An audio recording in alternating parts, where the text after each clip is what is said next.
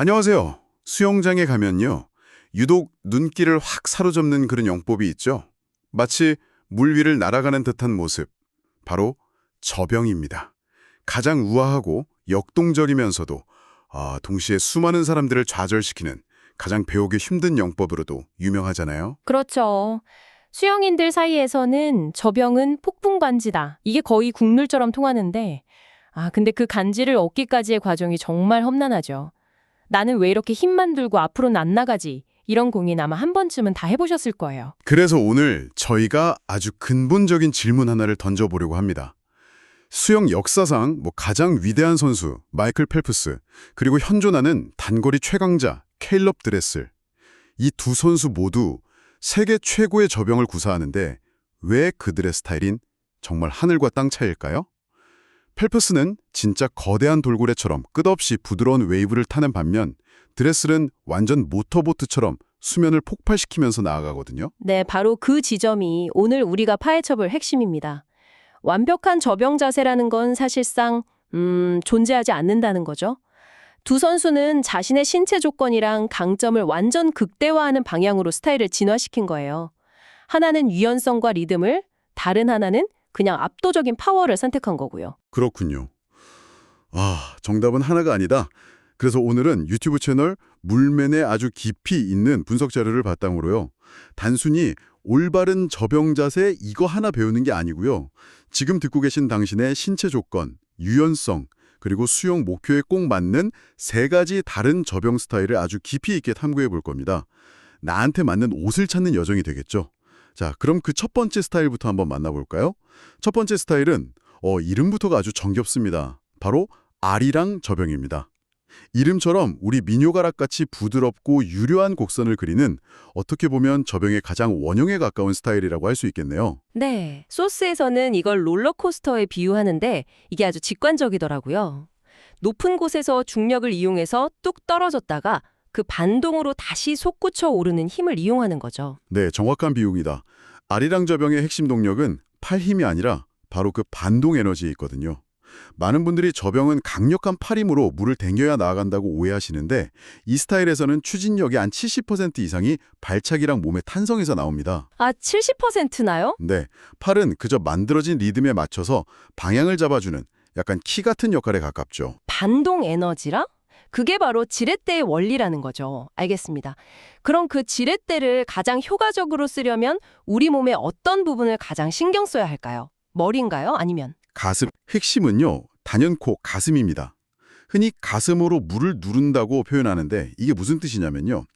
입수하면서 가슴을 바닥 쪽으로 깊게 눌러주면 그 반작용으로 엉덩이가 수면 위로 자연스럽게 솟아오릅니다. 바로 이 순간 몸이 활처럼 휘면서 엄청난 탄성 에너지가 저장되는 거죠. 아하, 입수했을 때 엉덩이가 수면 위로 살짝 보이는 게 이 스타일 제대로 하고 있다는 가장 확실한 증거예요. 엉덩이가 보여야 한다. 그럼 머리는 어떻게 해야 그 가슴 누르기를 도울 수 있나요? 그냥 푹 숙이면 되는 건가요? 아주 좋은 질문입니다.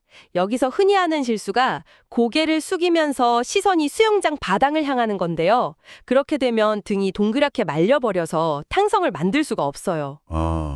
포인트는 턱을 쇄골에 붙일 정도로 바짝 당겨서 마치 내 배꼽을 본다는 느낌으로 머리를 깊게 숙여주는 겁니다. 배꼽을요? 네. 그래야 등 근육 전체가 팽팽하게 당겨지면서 다음 동작을 위한 강력한 스프링이 장전되는 거죠. 가슴으로 누르고 턱을 당겨 등을 늘리고 그럼 가장 어려운 호흡은요? 다들 숨 한 번 쉬고 나면 몸이 푹 가라앉는다고들 하잖아요? 그건 너무 서두르기 때문입니다.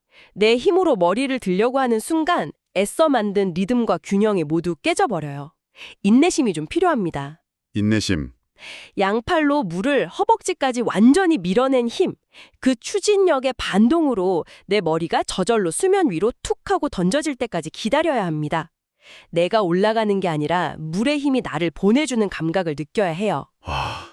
내가 올라가는 게 아니라 물의 힘이 나를 보내준다. 이게 바로 마이클 펠프스가 보여주던 그 끝없이 부드럽고 거대한 웨이브의 비밀이었군요. 힘이 아니라 물리 법칙을 이용하는 거였네요. 바로 그겁니다.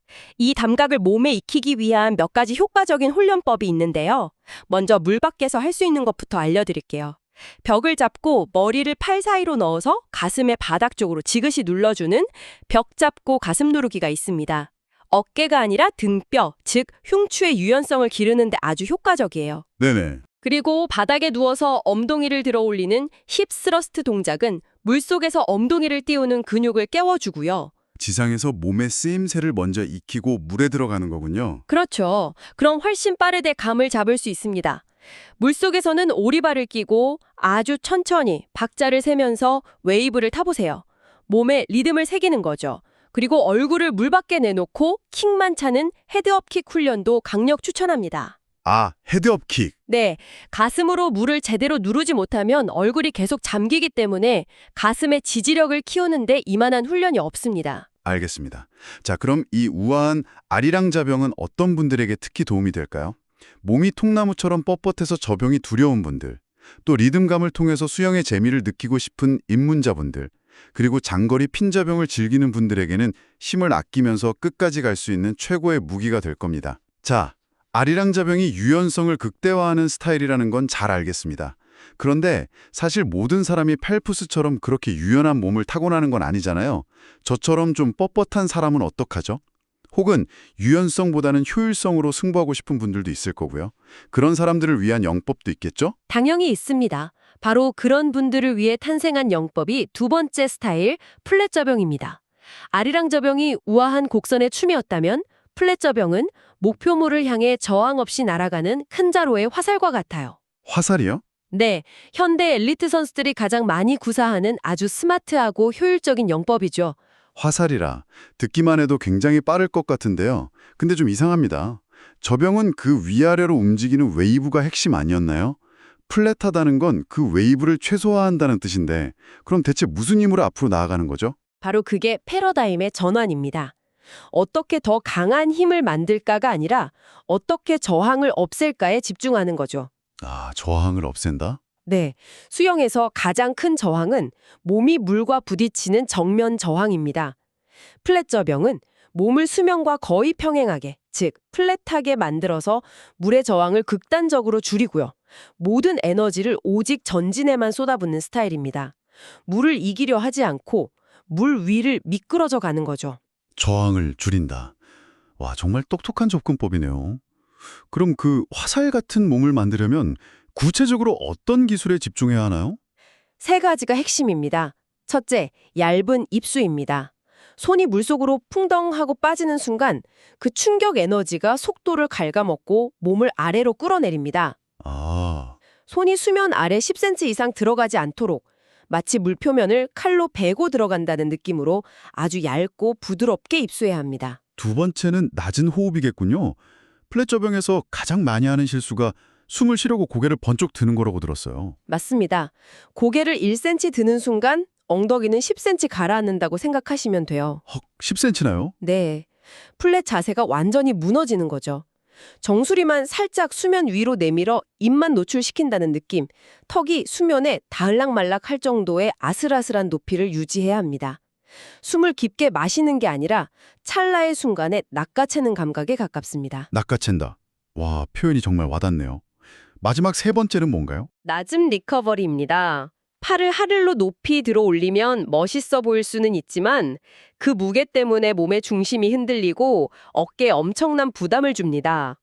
엄지손가락이 수면을 스칠 정도로 낮고 옆으로 넓게 마치 평면 위에서 원을 그리듯 팔을 돌려야 몸의 수평 밸런스가 전혀 깨지지 않습니다. 와, 이건 정말 섬세한 컨트롤이 필요하겠는데요. 이 스타일을 제대로 구사하려면 어떤 신체적 조건이 뒷받침되어야 할까요? 가장 중요한 건 보이지 않는 갑옷가도 같은 강력한 코어 근육입니다. 코어. 네. 단단한 코어가 허리를 받쳐지지 못하면 팔을 앞으로 던지는 순간 허리가 활처럼 휘면서 다리가 가라앉고 플랫 자세는 그대로 무너집니다.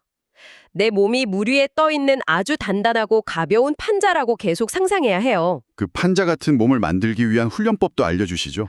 물론입니다. 지상에서는 할로우 바디 골드가 최고입니다. 바닥에 누워 허리를 완전히 밀착시킨 채 팔다리를 살짝 들어 올리고 버티는 동작인데 플랫 저병의 기초 체력 그 자체라고 할 수 있습니다. 아, 그거 되게 힘들던데. 배가 부들부들 떨릴 때까지 버텨야 효과가 있어요. 그리고 수중에서는 스노클을 끼고 접영을 해보세요. 호흡 동작이 사라지기 때문에 오롯이 내 몸이 얼마나 평평하게 나아가는지 관찰하고 교정하기에 가장 좋습니다. 주먹을 쥐고 하는 훈련도 효과적이라고 들었어요. 네, 주먹 쥐고 접영은 정말 신기한 경험을 하게 될 겁니다. 손바닥이라는 강력한 추진 도구를 없앴는데도 몸을 수평으로 잘 유지하면 오히려 더 부드럽게 나아가는 느낌을 받게 되거든요. 오, 신기하네요. 저항을 줄이는 것이 얼마나 중요한지 몸으로 깨닫게 되는 최고의 훈련이죠. 그렇군요. 그럼 이 스마트한 플랫 접영은 어떤 분들에게 추천할 수 있을까요? 50m를 꼭 완주하고 싶은데 늘 25m 지점에서 주저앉는 중급자분들.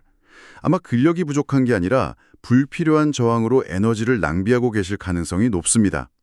또 체력이 약해서 효율적인 수영이 필요한 분들에게는 힘이 아닌 기술로 물을 이기는 즐거움을 선사할 겁니다. 자, 지금까지 우아한 파동의 아리랑 접영과 효율적인 직선의 플랫 접영을 살펴봤습니다. 그런데 말이죠. 제가 수영장에서 보는 요즘 선수들의 접영은, 특히 단거리 선수들의 접영은 이 두 가지와는 또 다른 느낌이에요. 우아하거나 효율적이라기보다는 뭐랄까 물을 그냥 부숴버리는 느낌. 앞서 말한 케일업 드레슬처럼요. 그건 대체 어떤 스타일인가요? 드디어 올 것이 왔군요. 마지막 세 번째 스타일, 파워 접영입니다.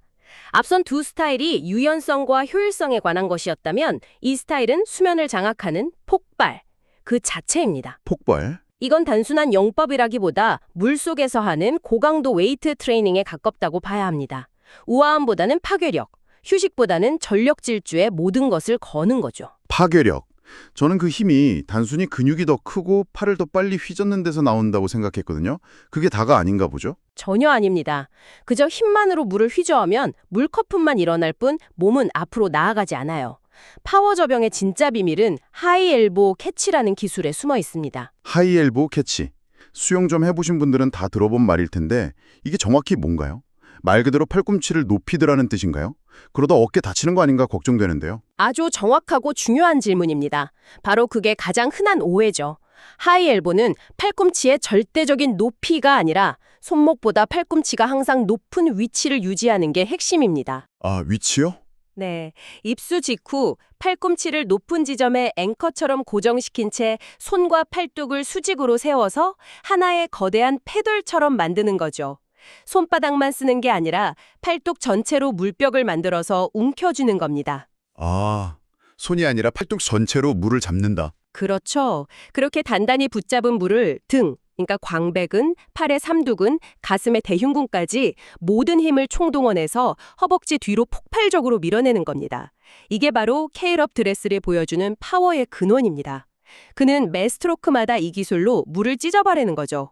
와. 이 감각이 파워 접영의 한 80%를 차지한다고 해도 과언이 아닙니다. 그럼 나머지 20%는 어디서 오나요? 강력한 두 번째 킥에서 나옵니다. 아리랑 접영에서 두 번째 킥이 부드러운 리듬을 타기 위한 것이었다면 파워 접영에서는 말 그대로 폭탄과도 같아요. 폭탄이요? 네. 팔이 물을 다 밀어내고 머리가 수면 밖으로 나오는 그 찰나에 허벅지가 터질 것 같은 임팩트로 아주 강하고 짧게 탕 하고 때려줘야 합니다. 이 킥이 상체를 물 밖으로 날려보내는 로켓 부스터 역할을 하는 거죠. 듣기만 해도 숨이 차네요.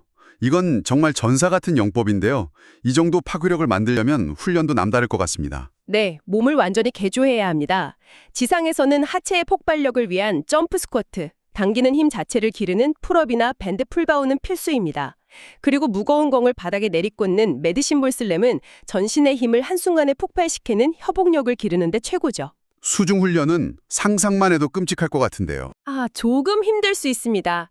허리에 고무밴드를 묶고 뒤에서 당기는 저항을 이겨내며 나아가는 저항밴드 수영으로 스트로크 파워를 한계까지 끌어올리고요. 숨을 참은 채 15m를 인생 최고의 속도로 질주하는 무호흡 대시를 반복하면서 몸이 최대 속도를 기억하게 만들어야 합니다. 알겠습니다. 그럼 이 무시무시한 파워 접영은 어떤 분들에게 적합할까요? 마스터즈 대회에서 0.1초라도 기록을 단축하고 싶은 선수분들, 그리고 헬스장에서 열심히 키운 근력을 수영에 제대로 녹여내고 싶은 분들, 여러분의 힘이 어떻게 추진력으로 변하는지 직접 경험하게 해줄 겁니다.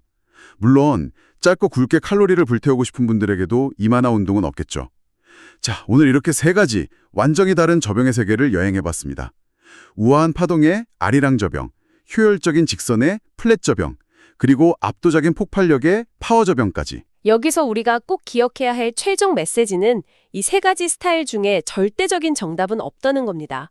오히려 진정한 저병 고수는 그날의 컨디션과 운동 목적에 따라 이 스타일들을 자유자재로 바꾸거나 심지어 아리랑 저병의 리듬감과 플랫 저병의 효율성을 섞는 것처럼 자신만의 개성 있는 영법을 창조해내는 사람입니다. 맞습니다. 오늘 참고한 물맨의 자료에서도 이 내용이 당신의 저병 인생에 아주 중요한 터닝포인트가 될 수 있다고 강조합니다. 다음에 수영장에 가셨을 때 늘 하던 것처럼 내 저병 자세가 맞는 걸까 하고 고민하는 대신 이렇게 한번 스스로에게 질문을 던져보는 건 어떨까요? 오늘 나는 어떤 저병을 만들어 볼까 하고 말이죠.